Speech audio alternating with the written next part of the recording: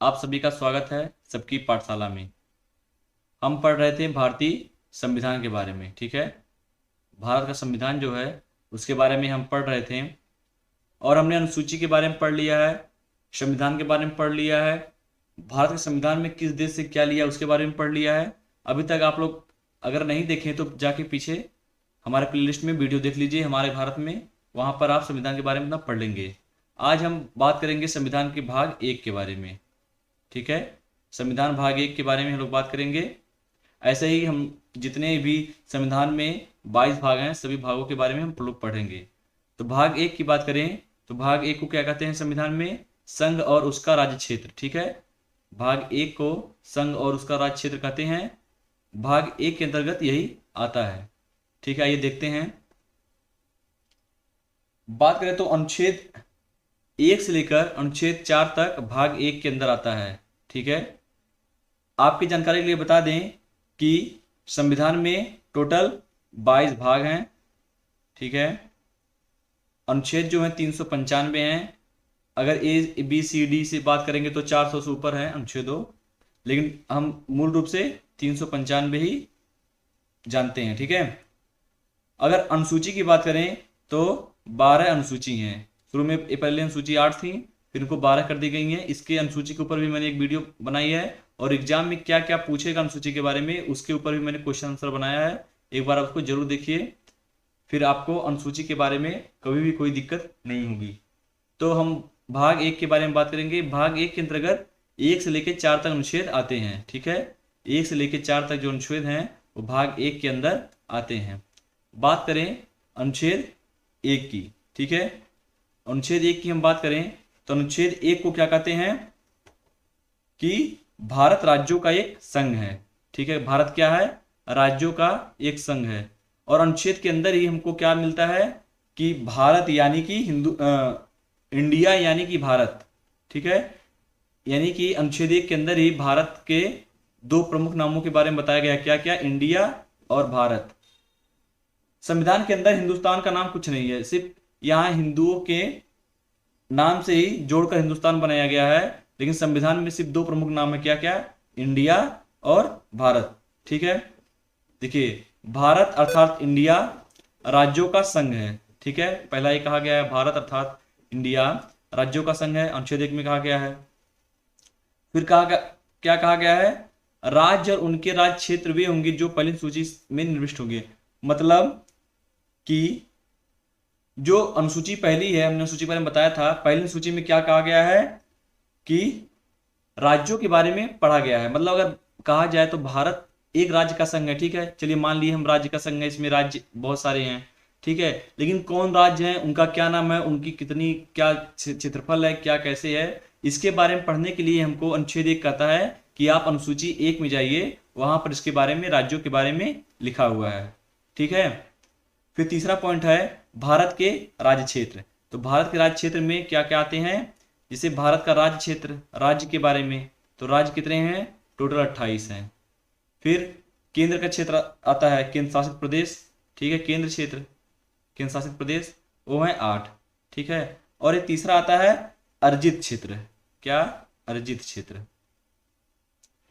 अर्जित क्षेत्र आता है, यह भी 0 है। मतलब मान लीजिए अगर कोई देश कोई राज्य हमसे जुड़ना चाहे तो वह इसके अंतर्गत आएगा। अनुच्छेद 1 के अंतर्गत हम उसको अपने में जुड़ा सकते हैं। जैसे अभी पाकिस्तान में बलूचिस्तान का लफड़ा चल रहा है, अगर बलूचिस्तान बोले कि हम इंडिया से जुड़ना चाहते हैं तो अनुच्छेद 1 के तहत वे भारत से जुड़ सकते हैं। ठीक है, हम अनुच्छेद 1 देख लिए हैं। अब बात करें अनुच्छेद 2 के बारे में।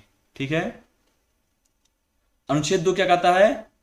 अनुच्छेद 2 में नए राज्यों का प्रवेश और उनकी स्थापना के बारे में दिया गया है।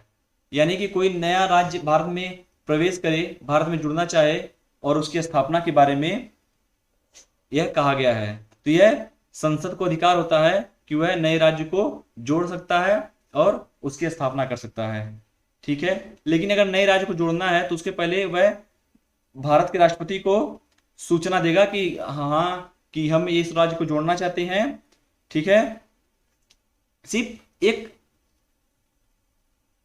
अनुमति लेता है, सूचना देता है राष्ट्रपति को। राष्ट्रपति हाँ ना कुछ भी करे उससे मतलब नहीं है, सिर्फ यह उससे एक बार बोल देगा कि हाँ हम इस राज्य को जोड़ना चाहते हैं, फिर वो जोड़ सकता है। ठीक है, जैसे इसमें अगर बात करें तो इतिहास में एक घटना हुई है 16 मई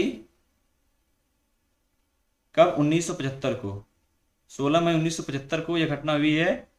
क्या हुई थी कि सिक्किम जो पहले एक स्वतंत्र देश था वह भारत से संविधान अनुच्छेद 2 के तहत ही जुड़ा था। ठीक है, पहले वह सहराज्य बना, जब उसको विश्वास हासिल हो गया कि हाँ हम सही से रह सकते हैं भारत में, 1974 में वह सहराज्य बना था।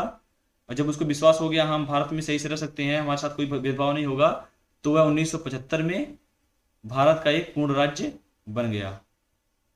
ठीक है, और चौथा राज्य बना था कितने नंबर का, 22वां राज्य तब बना था, तब 22वां राज्य सिक्किम बना था। बात करें अनुच्छेद 3 के बारे में, तो अनुच्छेद 3 क्या कहता है कि वर्तमान राज्यों के क्षेत्रों, सीमाओं व नामों में परिवर्तन।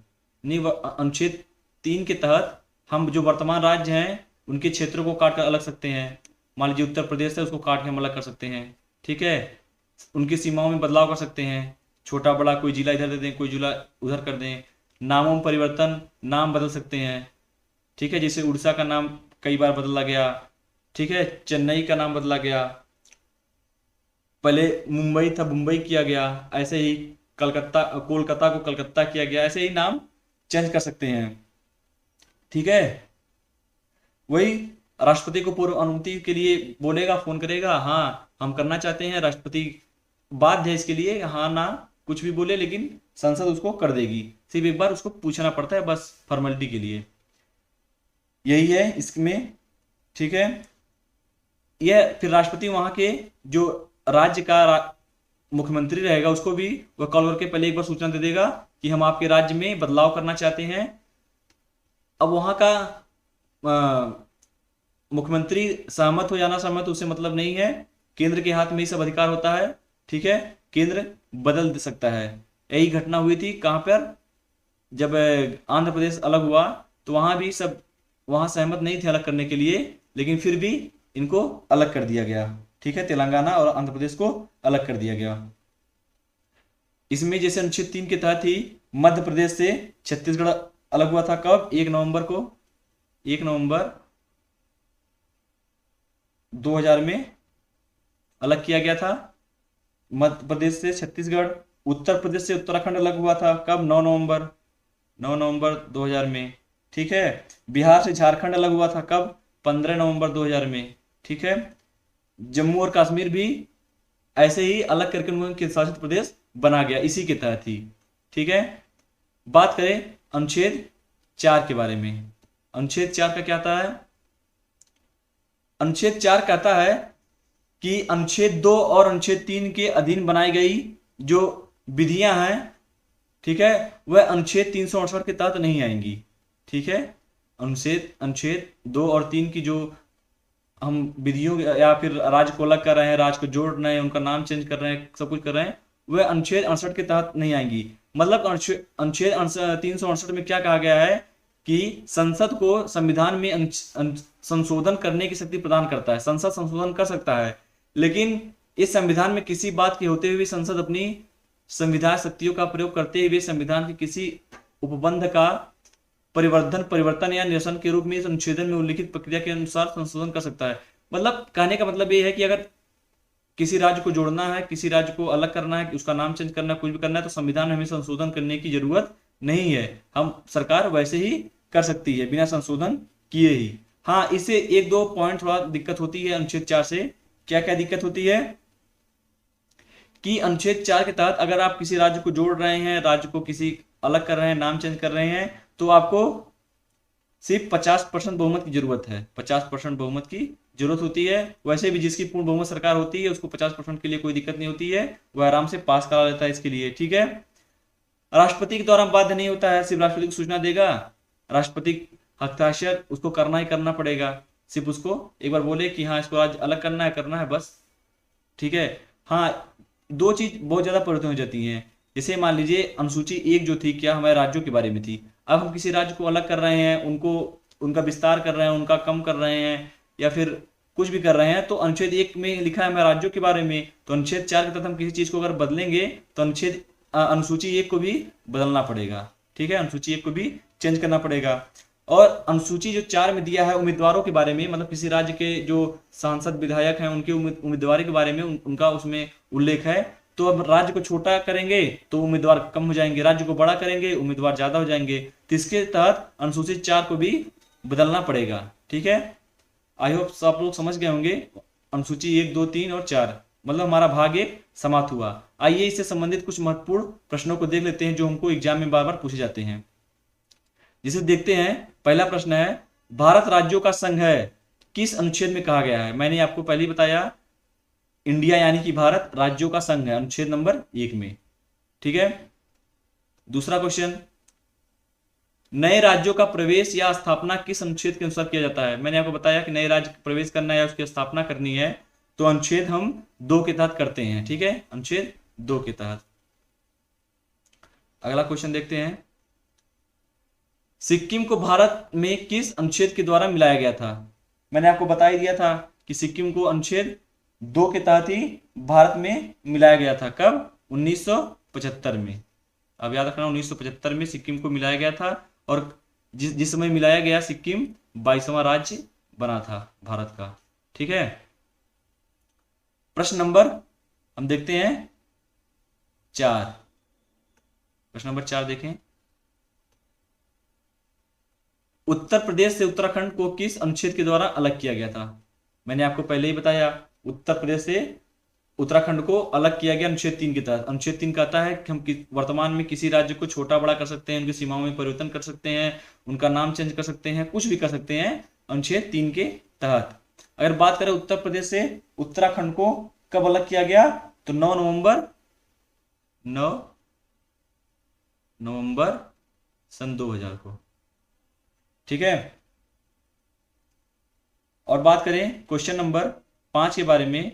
क्वेश्चन 5 क्या कहता है, नए राज्यों का निर्माण किस अनुच्छेद द्वारा किया जाता है। वही नए राज्यों का निर्माण अनुच्छेद 3 के तहत किया जाता है। मैंने आपको बता दिया कि राज्यों को तोड़ना है, उनको नया बनाना है, अलग कर देना है। जैसे हमने उत्तर प्रदेश से उत्तराखंड को अलग कर दिया, बिहार से झारखंड को अलग कर दिया, मध्य प्रदेश से छत्तीसगढ़ को अलग कर दिया, आंध्र प्रदेश से तेलंगाना को अलग कर दिया। ऐसे ही अनुच्छेद 3 के तहत ये सब हम लोग कर लेते हैं। ठीक है, आशा करता हूं आपको ये वीडियो पसंद आई होगी।